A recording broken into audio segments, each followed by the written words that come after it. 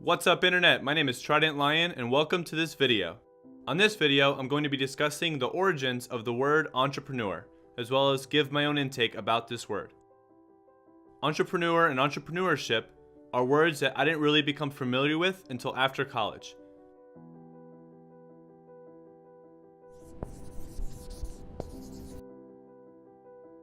The increase of popularity, I think, could be attributed to the rise of online businesses.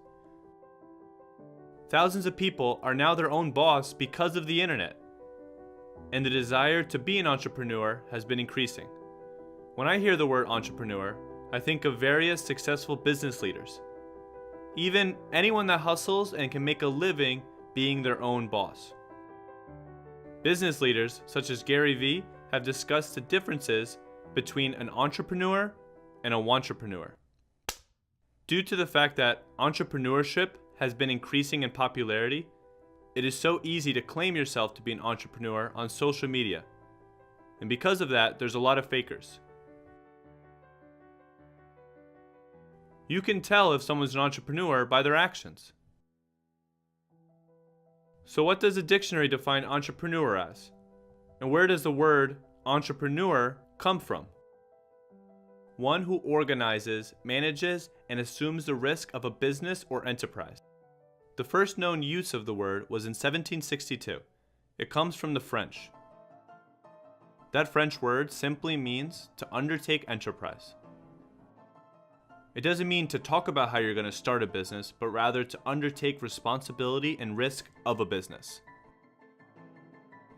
What's interesting for me, reading the definition in comparison to my originally assumed definition of entrepreneur, is the risk that an individual takes on.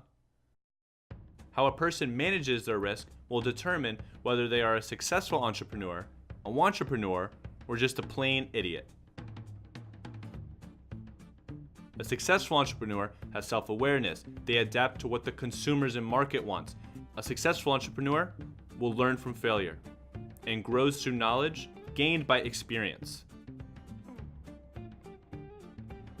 A wantrepreneur is basically someone that is more talk than action. Someone that doesn't take on much risk at all. A wantrepreneur's hustle will be half-assed. They might even give up on a project or idea at the first sign of defeat. An idiot is someone with no self-awareness, no consumer awareness, basically someone that thinks that they have a great idea, they go into massive amounts of debt, and jump in head first with their idea. I remember seeing some people on the show Shark Tank acting like this. Now please, no offense to anyone, much respect for at least going after it instead of just sitting on the sidelines. But holy crap, it's amazing to see some people so blinded by their own love of their idea. They can't see how no one wants their product. They think that they're going to get people to want to buy their product just by going further and further into debt.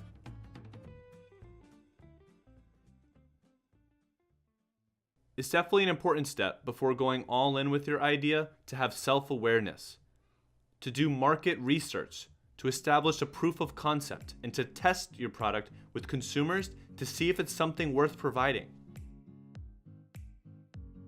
Everyone's an idiot at some point with regard to something. The way to become less of an idiot is by learning from the failures and learning from the mistakes.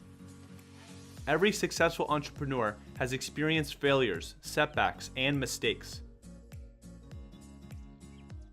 I've heard the definition of insanity is repeating the same mistake over and over again, expecting different results. Well, that right there, repeating the same mistakes over and over again, can also be the definition of an idiot in the business world.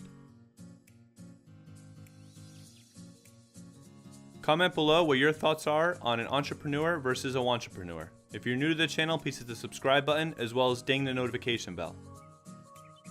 Thank you so much for watching, and until the next video, remember, always be learning, always be creating, and always be inspired.